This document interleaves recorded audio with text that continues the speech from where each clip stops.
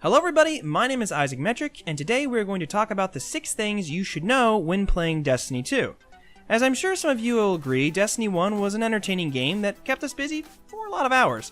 But since then, Destiny 2 has added and changed some things that I think some of you would find helpful. So without saying anything further, let's get into this. Number 1.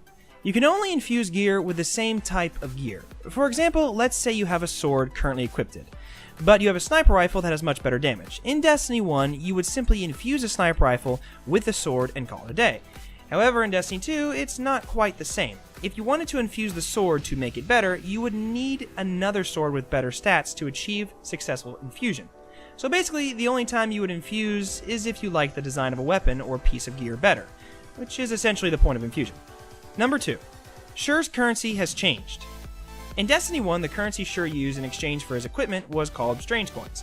These were extremely rare and were only found at random after completing tasks like strikes, public events, nightfall events, and crucible matches. However, in Destiny 2, Shure's currency is based on legendary shards, like the rest of the world. I would consider this a good change, as it's a lot more common to receive shards, and it also motivates players to participate in more events and strikes to obtain those shards through legendary gear you dismantle. Anything for that sweet loot. However, because he's using the shards for currency, his gear could potentially be more expensive. Shure hasn't appeared yet at the time of this upload, so we'll just have to wait and see next week. Number 3. Shaders work differently now. In Destiny 1, shaders were used for cosmetic purposes in that they would change the color of your entire armor set equipped to your Guardian. They also could be taken off as many times as you would like to switch them out for a different shader. Not so much in Destiny 2.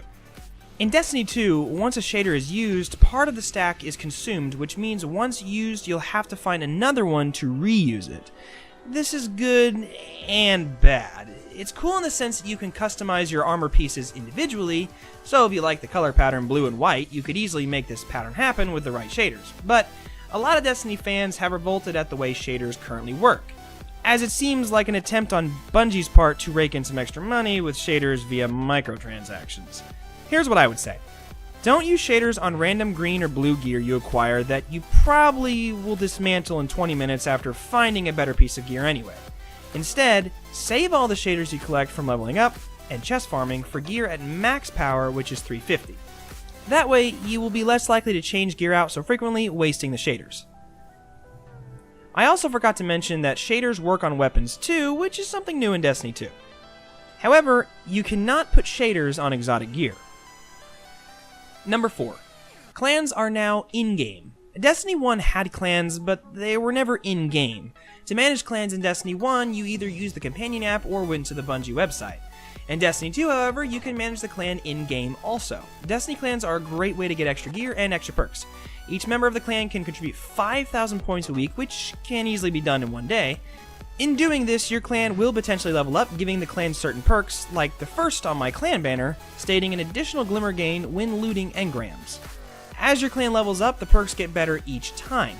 Like I said though, each member can only contribute 5,000 points, and if we look at my clan, we can see there are only 2 members, which means that me and the other member can only contribute 10,000 points per week.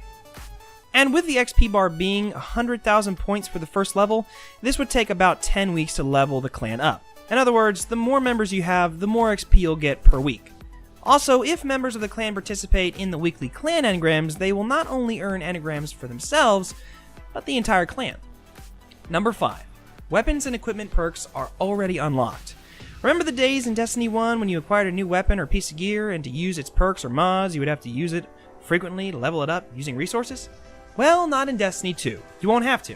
In Destiny 2, all weapons and gear perks are already unlocked, which means you can use whatever scope, damage mod, reloading mod, or range mod you want right off the bat.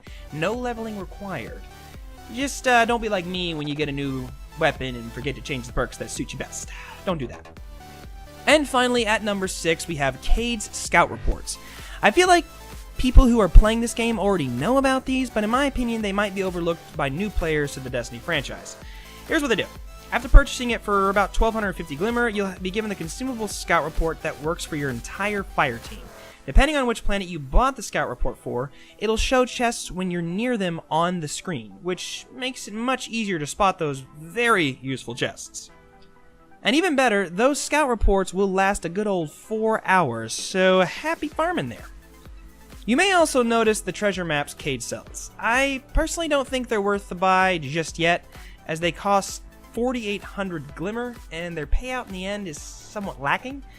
Maybe I'm wrong, and they're much better than that.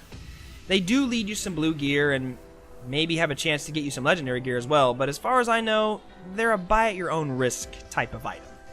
Anyway guys, that's all I have for today. I hope you found this video helpful, and if you did, please leave a like, it helps out a lot. And if you think I might have missed something or maybe was wrong about one of these things on the list, let me know down in the comment section. It only helps further the knowledge of the Destiny community. Thanks for watching guys, we'll see you in the next video, y'all take care.